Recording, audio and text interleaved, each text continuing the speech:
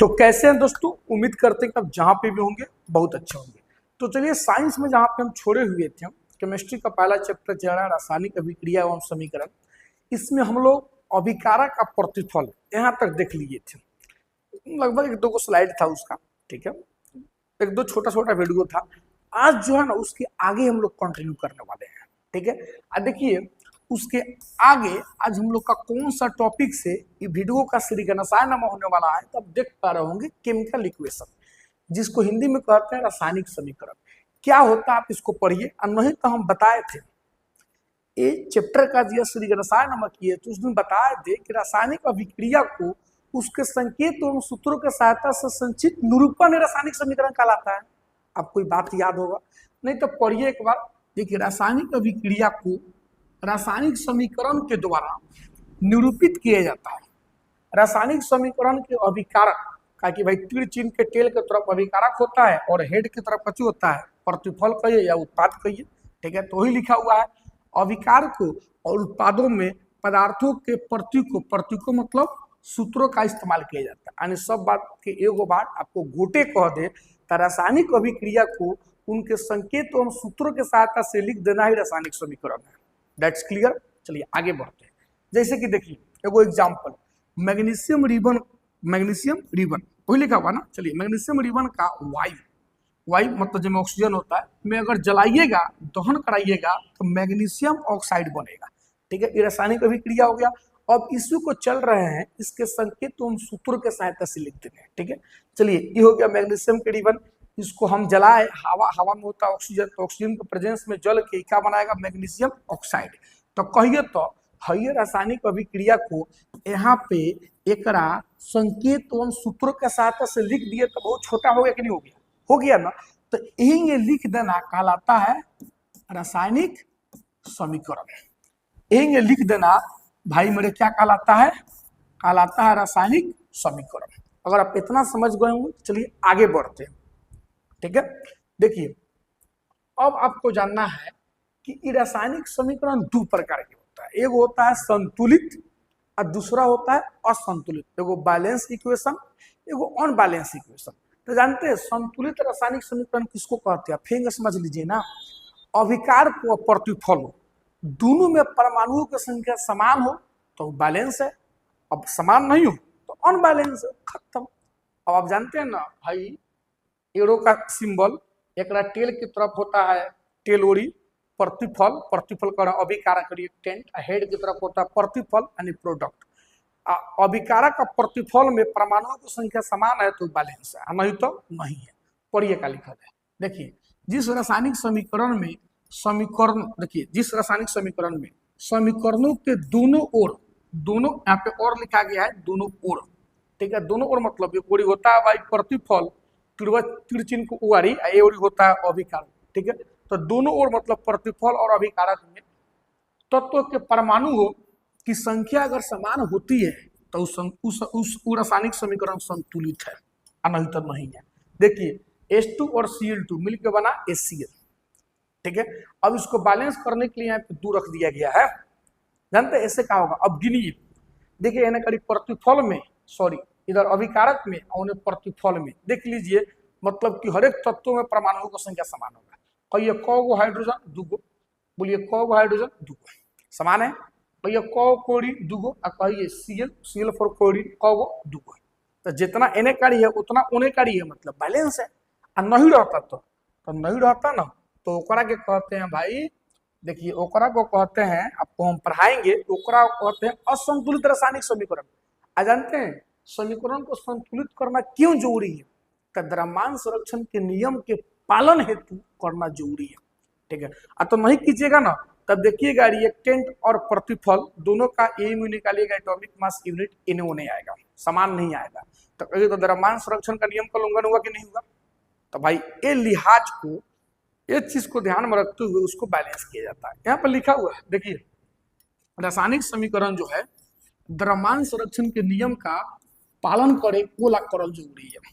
फिर देखिए अर्थात अभिकारकों का कुल द्रव्यमान बोले है ना और उत्पादों का कुल द्रव्यमान बराबर होगा। अब बराबर होगा मतलब द्रव्यमान संरक्षण का नियम का पालन कर रहा है, जो बतवा बोले हैं वही बतवा है ना, ठीक। देखिए परमाणु स्तर पर अभिक्रिया से पहले और बाद में प्रत्येक तत्व की परमाणुओं की संख्या समान रहती है। समान रहेगा तब तो भाई नियमों का पालन करेगा। देखिए, इसलिए किसी भी रासायनिक अभिक्रिया को संतुलित रासायनिक समीकरण द्वारा ही दर्शाया जाता है। नहीं दर्शाइएगा तो गलत होगा, सिंपल सी बात है। ठीक है, आप मेरे बात को समझ लिए होंगे। तो अब आइए इसके फायदा बताते हैं आपको। देखिए, इसका फायदा में क्या फायदा होता है कि वैज्ञानिक रूप से सही जानकारी, अभिक्रिया, देखिए अभिक्रिया का सटीक है ना, अभिक्रिया का सटीक और वर्णन मतलब करता है। देखिए समझिए बात को, मतलब इससे फायदा क्या है, वैज्ञानिक रूप से सही जानकारी यानी अभिक्रिया का सटीक और स्पष्ट वर्णन करता है। वो आपका केमिकल क्या कहते हैं जो इक्वेशन है ना, जब वो बैलेंस रहेगा तब। ठीक है, फिर देखिए मात्रात्मक गणना, मूल, द्रव्यमान, आयतन, इस सबसे संबंधित गणना इन्हीं पे आधारित होती है। मतलब इस सबको फाइंड आउट करने में सहूलियत होगा। फिर देखिए प्रयोगों की योजना, प्रयोगशाला में आवश्यक पदार्थों की सही मात्रा ज्ञात करने में सहायता होता है कि कौन चीज कितना मात्रा में लिया गया है, इसकी भी जानकारी होती है। रासायनिक नियमों की पुष्टि, तो द्रव्यमान संरक्षण जैसे नियमों को स्पष्ट रूप से प्रदर्शित करता है। तो इस सब फायदा होता है। ठीक है, ये सब फायदा को ध्यान में रखते हुए, ठीक है, हम लोग घाटे का सौदा नहीं करते हैं, यानी इसलिए बैलेंस करते हैं। अब देखिए लिखा हुआ रासायनिक समीकरण को चरणबद्ध संतुलित करना। ठीक है, ये विधि का नाम है हीट एंड ट्रायल विधि, यानी कि केमिकल इक्वेशन को बैलेंस किए करते हैं। ठीक, इस पे बोलिएगा तो हम सेपरेट वीडियो बना देंगे, ऐसे समझा देंगे कि आपको 10वीं 12वीं दुनिया में, मतलब जिंदगी में कभी भी कोई भी क्लास में केमिकल इक्वेशन को बैलेंस करने में इतनी बड़ी भी दिक्कत ना हो। खैर देखिए क्या कह रहा है, देखिए असंतुलित रासायनिक समीकरण यहाँ पे लिख दिया गया है। ठीक है, Fe plus H2 Fe3O4 plus H2, 2 H2 यहाँ पे 2 H2। ठीक है, यहाँ पे देखिए Fe कगो है, एगो है, यहाँ पे Fe कगो है, 3 गो, मतलब अनबैलेंस है। तो बैलेंस क्यों करना है, हीट एंड ट्रायल विधि से, इसको बोलते हैं अनुमान द्वारा संतुलन विधि। ये बातवा मतलब किंग बैलेंस करना, वह बातवा इनमें समझावल जाएगा। ठीक है, चरण फर्स्ट, रासायनिक समीकरण को संतुलित करने के लिए सबसे पहले प्रत्येक सूत्र के चारों ओर एक बॉक्स बना लीजिए। समीकरण को संतुलित करते समय बॉक्स के अंदर कुछ भी परिवर्तन मतलब नहीं कीजिए, बॉक्स बना लीजिए। ठीक है, आप पारी पारी संख्या लिख के देखिए। देखिए हेंगैया ये अभिकारक का हो गया, प्रतिफल का हो गया। कि केमिकल इक्वेशन को बैलेंस करते नहीं करते हैं, ये हम ये वीडियो के माध्यम से आपको अगर बतबाऊ करेंगे ना, तो हमको जहां तक लग रहा है कि भाई आपको तो ऊपर से जाएगा। ठीक है, का चरण 1 होता है, का चरण 2 होता है, का चरण 3 है। ठीक है, बिना काम के का चरण 4 है, आप जरूर चरबरा दीजिएगा। तो अगर आप चाहते हैं कि केमिकल इक्वेशन को कैसे बैलेंस करते हैं, आप सीखना चाहते हैं, ठीक है, तो ये मैं चरण देख रहा ना, 1 2 3 4 5 गो चरण, हम ये कहेंगे तो 6 गो चरण है निष्कर्ष। निष्कर्ष मतलब निष्कर्ष के माध्यम से आपको ये बताया जाएगा कि ओवरऑल हम लोग केमिकल इक्वेशन को बैलेंस क्यों करते हैं।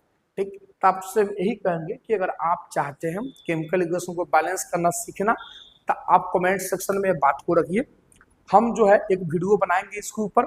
ठीक है, और वीडियो मतलब छोटा से छोटा रहेगा, लेकिन वो वीडियो के माध्यम से जिंदगी भर के लिए केमिकल इक्वेशन को बैलेंस करने का दुख आपका खत्म हो जाएगा।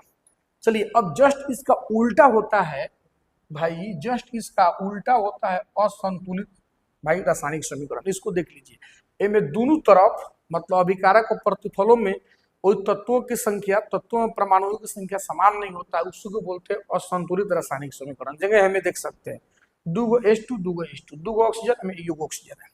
ठीक है, तो देखिए रासायनिक समीकरण को संतुलित करना क्यों आवश्यक है।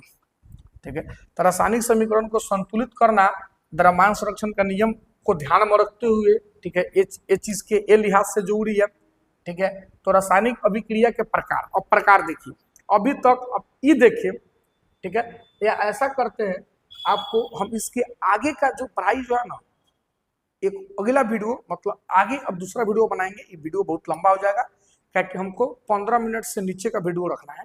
ठीक है, जिससे आप कम से कम समय में ज्यादा से ज्यादा चीज सीख लीजिए। तो ये वीडियो के माध्यम से आप रासायनिक समीकरण, वो रासायनिक समीकरण 2 प्रकार का होता है। संतुलित, संतुलित समीकरण कौन होता है, क्यों जरूरी है, क्या फायदा है, करने का क्या प्रोसेस है। देखिए ना, मैं 6 गो प्रोसेस था, हीट एंड ट्रायल विधि से, जिसको हिंदी में बोलते हैं अनुमान द्वारा संतुलन विधि, और ओवरऑल निष्कर्ष का बोला है। आप केवल अगर केमिकल इक्वेशन को बैलेंस करना सीखना चाहते हैं तो आप कमेंट सेक्शन में रखिए, इस पे एक सेपरेट वीडियो हम बना देंगे, ठीक है। अब बाकी जो ऑन बैलेंस केमिकल इक्वेशन होता है, ठीक है, तो उसको बैलेंस करना क्यों जरूरी है, तो ये सब बात आपको बता दिए। आप यहाँ पे भी पढ़ सकते हैं कि द्रव्यमान संरक्षण का नियम, ठीक है, हम ऐसा करते हैं, यहाँ पे पेन ले लेते हैं, द्रव्यमान संरक्षण का नियम। इसमें कहा गया है कि रासायनिक पदार्थ का ना तो मतलब वो बनाया जा सकता है और ना ही नष्ट किया जा सकता है, यानी कि जितना अभिक्रिया को पहले रहेगा वेट उतनी अभिक्रिया के बाद रहेगा, यानी अभिकारकों का कुल द्रव्यमान और उत्पादों का कुल द्रव्यमान कच्ची होता है बराबर होता है। तो द्रव्यमान संरक्षण के नियम का पालन करे ये लिहाज से ये लिए केमिकल इक्वेशन को बैलेंस करना जरूरी है, ठीक।